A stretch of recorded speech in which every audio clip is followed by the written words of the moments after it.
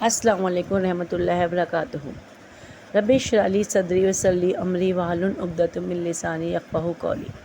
اللہم صلی علی محمد وعلی آل محمد کما صلیت علی ابراہیم وعلی آل ابراہیم انک حمید مجید۔ اللہم بارک علی محمد وعلی آل محمد کما بارکت علی ابراہیم وعلی آل ابراہیم انک حمید مجید۔ کیسے ہیں آپ سب؟ آج ہم آیت نمبر 93 کر رہے ہیں۔ اس کی ترجمہ اور تفسیر میں آپ کو بیان کر دیتی ہوں۔ اعوذ باللہ من الشیطان الرجیم، بسم اللہ الرحمن الرحیم۔ اور جب ہم نے تم سے عہد وثق لیا اور کوہ طور کو تم پر اٹھا کھڑا کیا اور حکم دیا کہ جو کتاب ہم نے تم کو دی ہے اس کو زور سے پکڑو اور جو تمہیں حکم ہوتا ہے اس کو سنو، تو وہ جو تمہارے بڑے تھے کہنے لگے ہم نے سن تو لیا لیکن ہم مانتے نہیں، اور ان کے کفر کے سبب بچڑا گویا ان کے دلوں میں رچ گیا تھا۔ اے پیغمبر صلی اللہ علیہ وسلم ان سے کہہ دو کہ اگر تم مومن ہو تو تمہارا ایمان تم کو بری بات بتاتا ہے۔ آج ہم نے آیت نمبر 93 کا ترجمہ کیا ہے۔ اب میں آپ کو اس کی تھوڑی تفسیر بتا دیتی ہوں۔ آپ کو بتا دیتی ہوں کہ اللہ سبحانہ تعالیٰ ہم سے فرما رہے ہیں اس میں کہ ہم نے لیا تم سے پکا عہد۔ کون سا عہد لیا تھا؟ یاد ہے جب حضرت موسیٰ کوہ طور پہ آتے ہیں تو پھر کیا ہوتا ہے؟ جب آپ 10 کمنٹمنٹ لے کر آتے ہیں تو انہوں نے کیا کہا کہ موسیٰ یہ تو بہت سخت باتیں ہم سے کیسے عمل ہوگا؟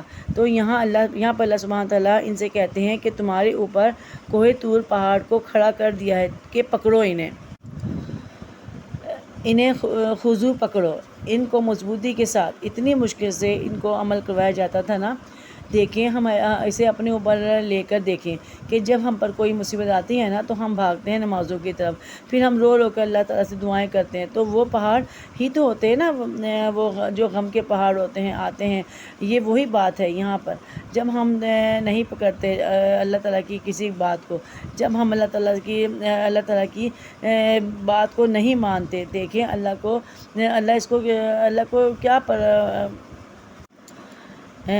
کو کیا پرواہ ہے اللہ تعالیٰ کہ ہم اس کی بات مانیں یا نہیں مانیں۔ اللہ تعالیٰ سبحانہ تعالیٰ تو ہم سے اتنی محبت کرتے ہیں، انہیں پتہ ہے نا کہ دنیا کی زندگی تو کچھ نہیں ہے، جی بھی لیں گے تو کتنے سال جی لیں گے، لیکن اصل زندگی میں اگر سزا بھی ہوگی تو وہ کبھی ختم ہونے والی نہیں ہوگی، یعنی کہ آخرت میں۔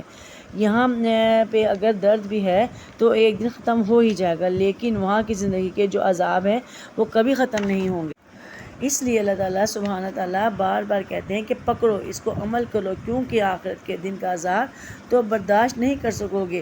اس لیے وہ پہاڑ سر کے اوپر آنے سے پہلے ہی ہمیں اللہ سبحانہ تعالیٰ کی طرف رجوع کر لینا چاہیے۔ ہم سب کو دیکھنا چاہیے کہ ہماری زندگی کون کون سے پہاڑ ہمارے اوپر آتے ہیں جب ہم بھاگتے ہیں اللہ تعالیٰ کی طرف۔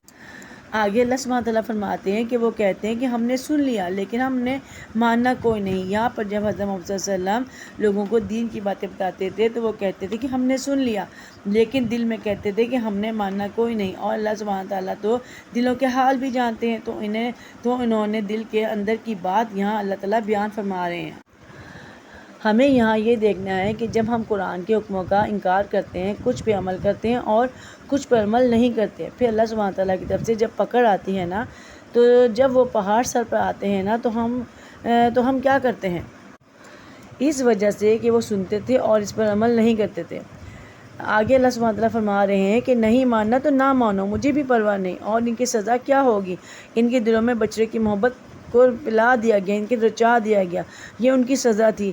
اب یہ محبت کا معاملہ ہے نا، ہماری محبت کیا ہے؟ کون سا ہمارا ایسا بچڑا ہے؟ وہ ہماری خواہشات ہیں۔